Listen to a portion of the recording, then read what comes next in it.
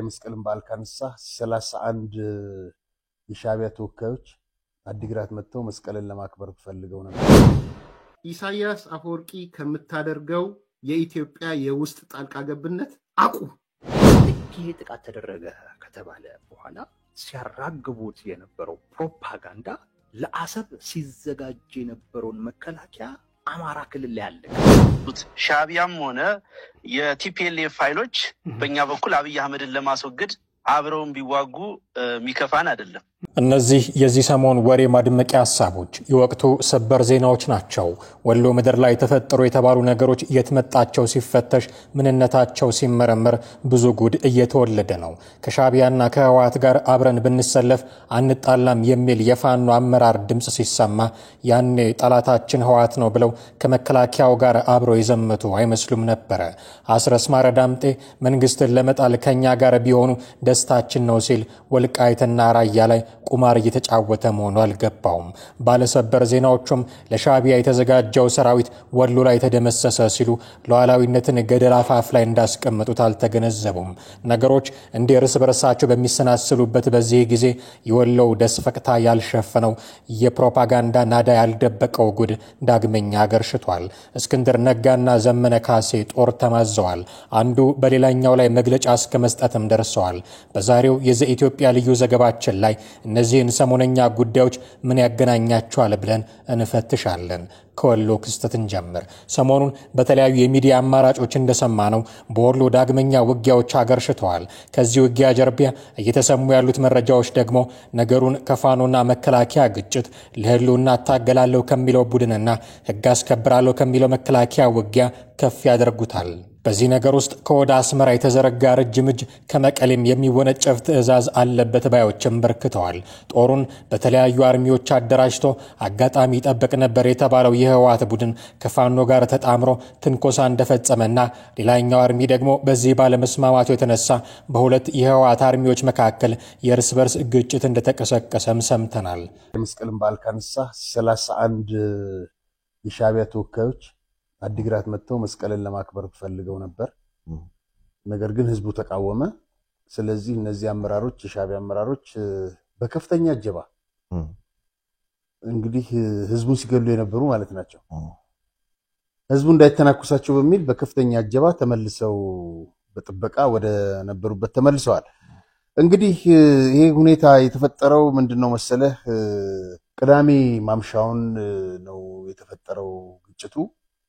በነገራችን ላይ በዛን ዕለት በአማራ ክልል ወሎ ቆቦ ልዩ ስሙ ጎላሻይ አራመምደው አካባቢ በኃይል ጥሰው በመግባት መከላከያ ሰራዊታችን ላይ ትንኮሳ ፈጽመዋል። ይሄንን ትንኮሳ የፈጸመው በመከላከያ ሰራዊታችን ላይ አርሚ 24 ነው እና በዚህ መሃል ከፋኖ ጋር ሆኖ ማጥቃት ሲጀምር አርሚ 24 አርሚ 43 ደግሞ አንሳተፍም በዚህ ላይ በሚል ከፋኖ ጋር ሆነን አንሳተፍም በሚል እምቢ ይላሉ። ያ ክፍለ ጦር እምቢ ይላል። በመጨረሻ አስገድዳቸው አስገቧቸው የሚል ከናደምና ከነ ጆን መዲድ ትዕዛዝ ይተላለፋል። ተኩስ ይከፈታል፣ እርስ በርስ ማለት ነው። ከቀኑ 11 ሰዓት ተኩል ነበር ተኩስ የተጀመረው። አንድ ስማቸው ለጊዜው ያልታወቀ ከፍተኛ የጦር አመራር የክፍለ ጦሩ በከባድ ሁኔታ ቆስለዋል። ወደ አይደር ሆስፒታል እንደተወሰዱ ነው እና መጀመሪያ መሆኒ አካባቢ ባለ ሆስፒታል ነበር ታከሙ የነበረው፣ ወደዛ ተወስደዋል። እንግዲህ በዚህ መንደር በተካሄደው በዚህ አካባቢ በተካሄደው ውጊያ 26 ቁስለኞች ነበሩ። 6 ሲሞቱ በማግስቱ ከቆሰሉት ውስጥ 5 እንደገና ተጨማሪ ሞቱ። 11 ሞተዋል። አንድ ፓትሮል የአርሚ 24 በቦምብ ሙሉ በሙሉ ጋይታለች። ውጊያው ከአንድ ሰዓት ለበለጠ ጊዜ ሲሆን እንደተባለው በዲሽቃና ብሬን የታገዘ እንደነበረ ነው ማረጋገጥ የተቻለው። ያው እንደነገርኩህ ውጊያውን ከፋኖ ጋር ሆነን እንዋጋለን በሚል ነው። አሁንም እንግዲህ እነዚህ ሰዎች ናቸው ጦርነት እየለኮሱ ያሉት። አሁንም ከጦርነት ድባብ መውጣት አልተቻለም። በይፋ እነ ሞንጆርኖ ጦርነቱን አውጀውታል። እየቀሰቀሱም ብቻ ሳይሆን ምሽግ ቆፍሩም እያሉ ኃይልም እያደራጁ ነው ከባድ መሳሪያ የጫኑ እንትኖች እንግዲህ ቅድም እንደገለጽኩልህ በተንቤንም ታይተዋል ጦርነቱን እናካሂዳለን ከሻዕቢያ ጋር በጽምዶ በሚል ውሳኔው ተላልፏልና እነዚህ ከሻዕቢያ ጋር ሆነን በጥምረት ውጊያውን እናደርጋለን የሚል ውሳኔ ላይ ስለመድረሳቸው የሚነገርላቸው የህወሓት ሰዎች አንድ እግራቸውን ወሎ ላይ ሌላኛውን ደግሞ አስመራ ላይ ተክለው በሁለት ቢላዋ ለመብላት እየጣሩ ያሉ ይመስላሉ። እነዚያ ኢሳያስ አፈወርቂን አምርረው ይጠሉ የነበሩት ኤርትራ ሲባል ውስጣቸው በቁጣ ይነድባቸው የነበሩት ኢሳያስን እንኳን አልፈልግም ቢል ኤርትራን እኛን ገነጥላታለን ያሉት የአቦይ ሰባት ልጆች እነዚያ የኤርትራ ወታደር ከኢትዮጵያ ጋር ሆኖ ወግቶናል እያሉ ክስ ያሰሙ የነበሩ ሰዎች አሁን ፍቅር አገርሽቶባቸዋል።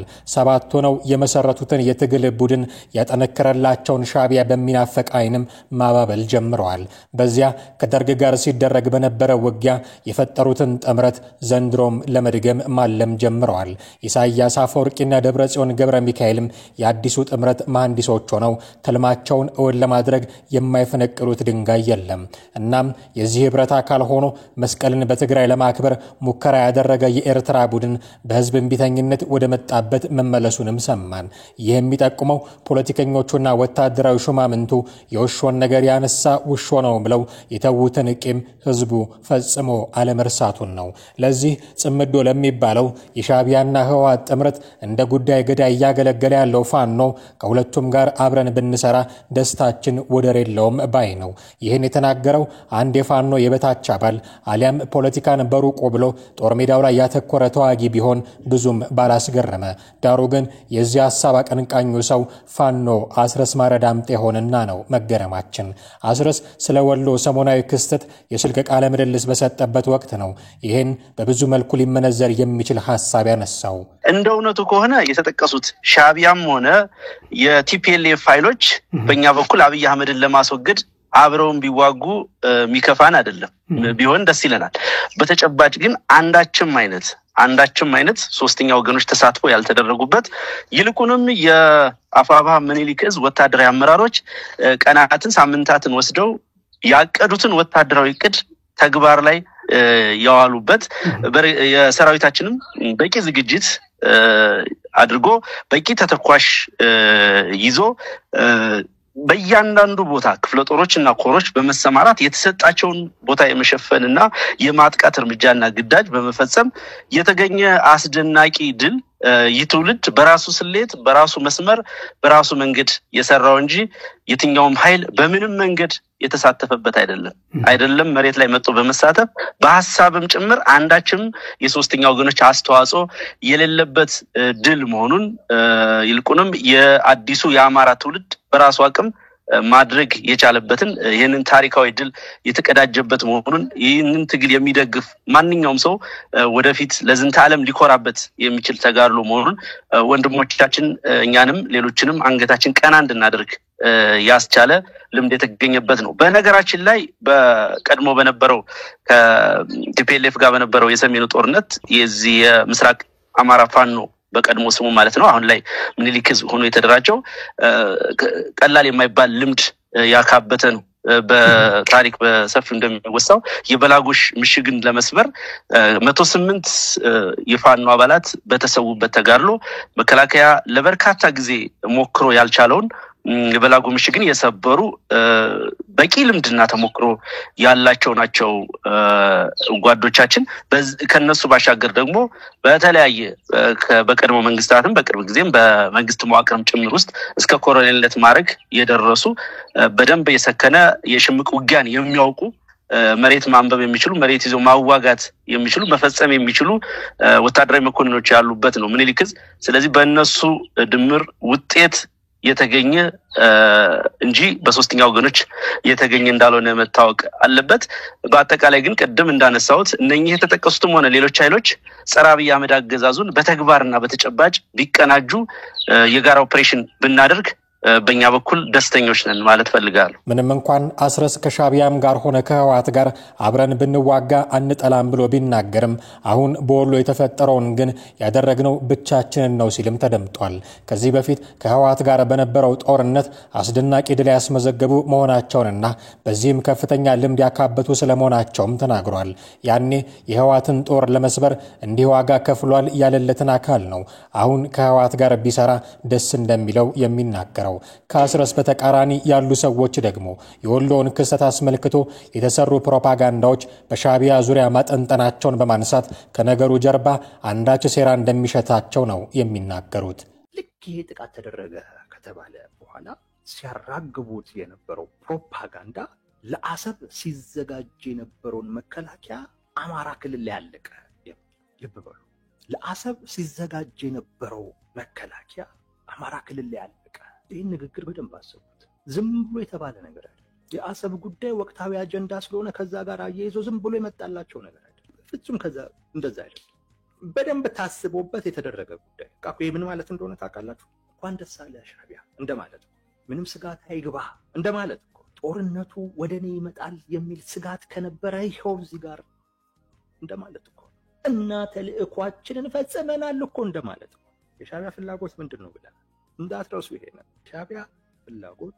ጦርነት እንዳይጀመር ሳይሆን ጦርነቱን ጀምሮታል። የሻዕቢያ ፍላጎት ኢትዮጵያ ውስጥ እያደረገው ያለው ፕሮክሲ ዋር፣ የውክልና ጦርነት ኤርትራ ድንበር ውስጥ እንዳይገባ እዛው ጥመዱልኝ ነው ሲላቸው ቲፒኤልኤፎችንም የራሱ ነው።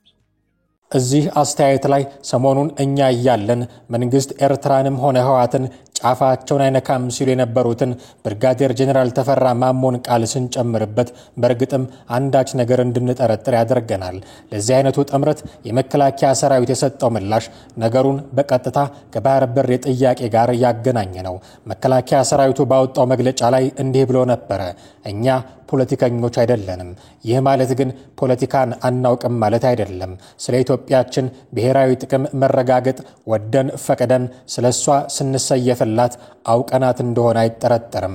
በመሆኑም የቀይ ባህር ብሎም የአሰብ ወደብ ጥያቄን በየትኛው መነጽር ትክክል እንዳልሆነ ለመቀላመድ መሞከር ከባንዳነት ውጪ አንዳች ውሃ የሚያነሳ ምክንያት ሊኖረው አይችልም ነበር ያለው መከላከያ ሰራዊት። የሆነ ሆኖ ከሰሞኑ ክስተት ጀርባ እነዚህ የተጠቀሱት አካላት ኖሩም አልኖሩም የመሬ ወዳጆን ዝና የአፋብኃን ቁመና አሳድጓል የተባለለት ሰሞነኛ ጉዳይ ያልሸፈነው ሌላ ሀቅ ግን ተፈጥሯል።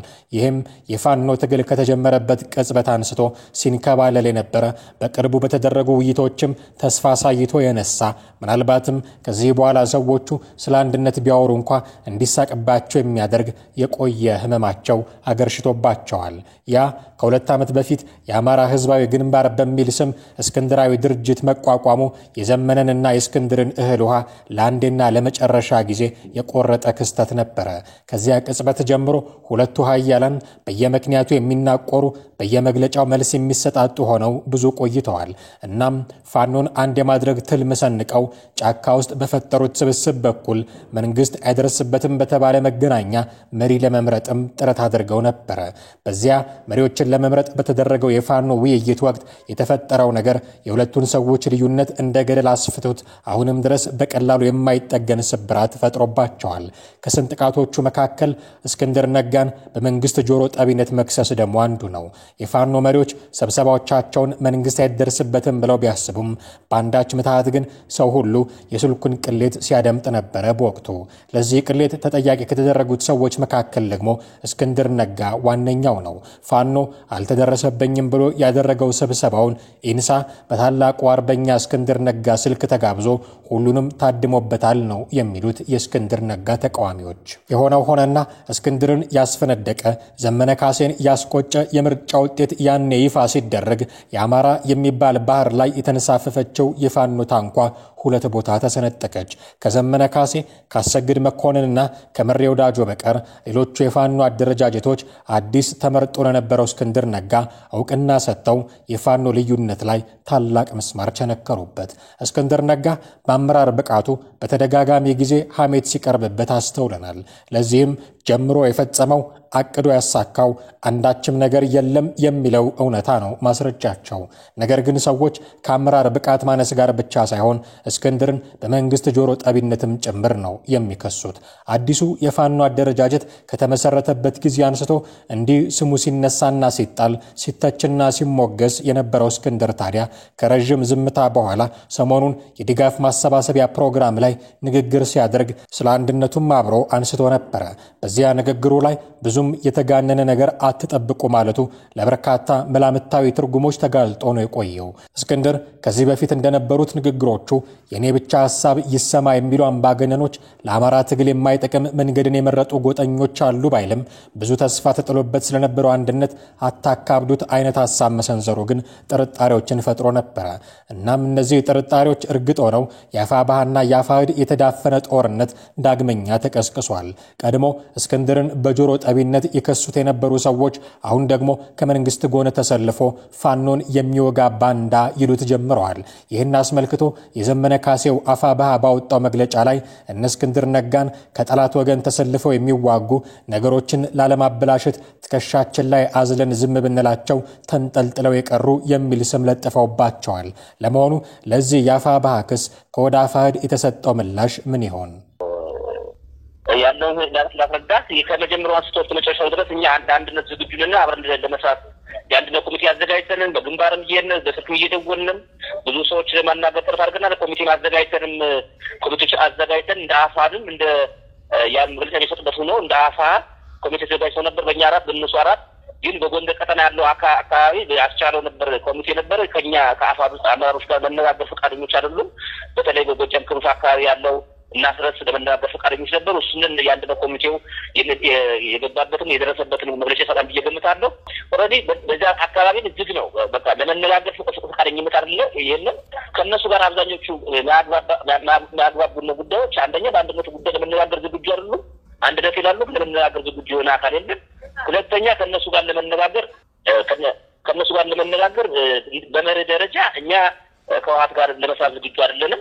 በተለይ ከህወሓት ጋር ያለው ግንኙነት መስተካከል አለበት፣ ግልጽ መሆን አለበት። እንግዲህ የነሱ አመራሮች ከፍተኛ አመራሮች የተናገሩት ሰምታችኋል። እኛ የአማራን ህዝብ ነጻ እናውጣ ገብተን አጠቃላይ ህዝቡ እየተዘረፈ ነው፣ እየታገተ ነው።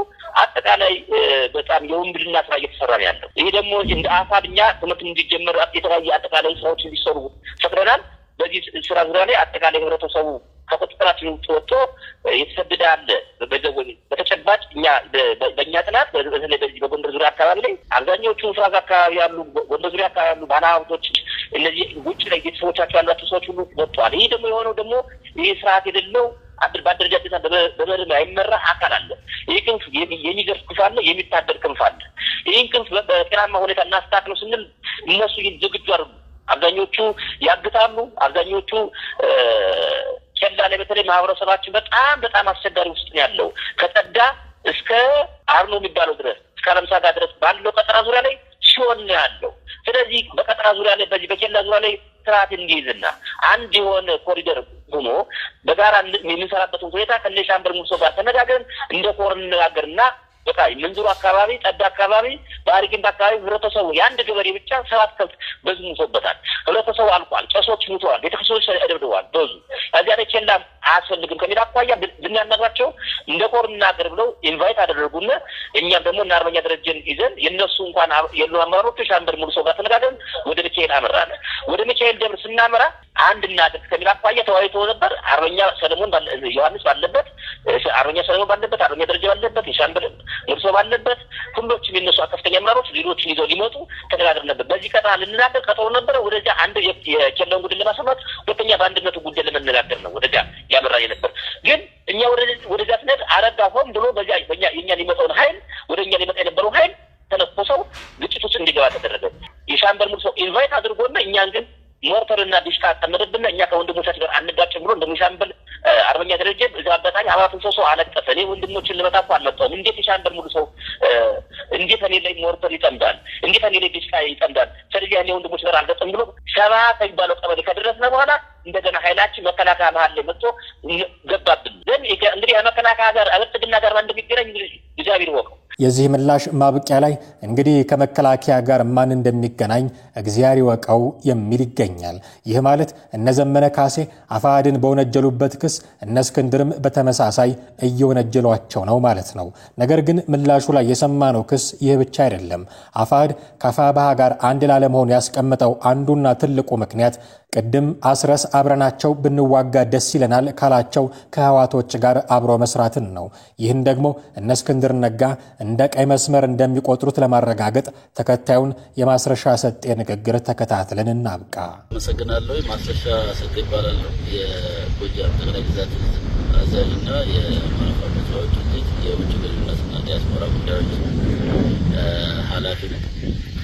እንደሚታወቀው ሰሞኑን በ2000 መስከረም ወር 2018 ጀምሮ የአማራ ፋኖ ትግልን ፍሬ እንዳያፈራና የአማራ ሕዝብ ጥያቄም እንደተዳፈነ እንዲቀር አንዳንድ እንቅስቃሴዎች እየተደረጉ እንዳሉ የሚታወቅ ነው።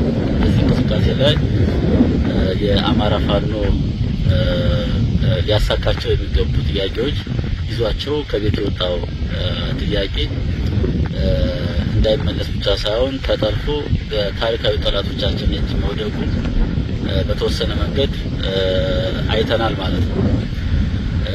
እንግዲህ የአማራ ጥያቄ ለማስመለስ ከአማራ ጠላቶች ጋር መሰለፍ የህዝብ ክህደት ነው። ከወያኔ ጋር ተሰልፎ ከህወሓት ጋር ተሰልፎ የአማራን ህዝብ ጥያቄ አስመልሳለሁ የሚል አማራ ፋኖ የሚንቀሳቀስ አመራርና አባል በህዝባችን ላይ ታሪካዊ ክህደት እየፈጸመ መሆኑን ከድርጅቱ ሊታቀም እንደሚገባ ማስጠንቀቂያ ማሳሰቢያ መስጠት እፈልጋለሁ። የአማራ ፋኖ ህዝባችንን የአማራን ህዝብና ኢትዮጵያን እንደ ሀገር እንድትቀጥል ከሚፈልግ የኢትዮጵያ ወዳጅ ጋር ሆነን ያቋቋም ነው። አሁንም በዚያ ልክ እየታገልን ያለን መሆናችን የሚታወቅ ነው። ይህንን ግን ወደ ጎን በመተው ወጡበትን ዓላማ ወደ ጎን በመተው የህዝቡን ትግል እና የፋኖን ትግል ጠልፈው ለታሪካዊ ጠላቶቻችን ሰጥተው የአማራ ህዝብ ጥያቄም እንዳይመለስ ሌላው ኢትዮጵያ እንድትበተን የሚፈልግ ኃይልና በዚያ ልክ የሚንቀሳቀስ አካል እንዳለ በግልጽ አይተናል ማለት ነው። ይሄ